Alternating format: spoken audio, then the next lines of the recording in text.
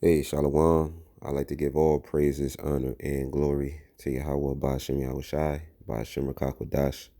I like to give double honors to the apostles and the elders of Great Millstone who rule well. Peace, salutation, and blessings to the elect who firmly believe in Yahweh Ba'ashem Yahushai. Now, the title of this lesson is going to be The Emotional Quotient EQ is Necessary to Receive Salvation. The emotional quotient, the EQ, is necessary to receive salvation. Now, what's the definition of emotional quotient? It reads, emotional quotient is a measure of a person's ability to understand and manage their own emotions. It's also known as emotional intelligence, EI, right? Components of EQ: self-awareness, recognizing your own emotions, strengths, weaknesses, and how they affect others, right? And what comes to mind is know ye not your own selves, right? The scripture that comes to mind when I read that is know ye not your own selves.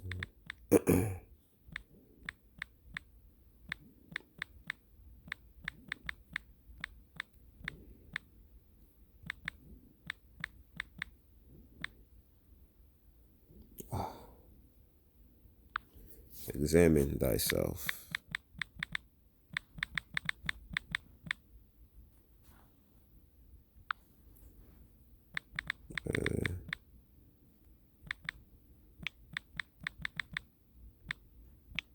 In the faith. Right, this is the book of 2 Corinthians chapter 13, verse 5. And it reads, it says, examine yourselves whether ye be in the faith. Prove your own selves. Know ye not your own selves, how that Yahweh Shai Hamashiach is in you, except you be reprobates. And reprobates meaning what? Void of judgment. So when situations arises, we got to examine ourselves. That's what we call emotional intelligence. That's what we call applying the emotional quotient, whether we be in the faith or not, because we get the knowledge, we get the wisdom, we get the understanding, and then we measure it with our character. We measure it with our emotions. We measure it with our mindset. You know what I'm saying? And you get to know who you are when situations happen, when situations arise, when things actually happen to you. Well, I'd rather say when things happen for you.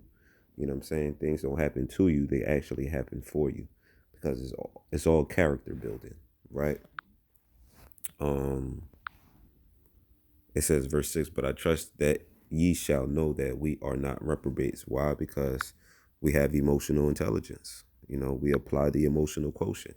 We are not void of judgment, right?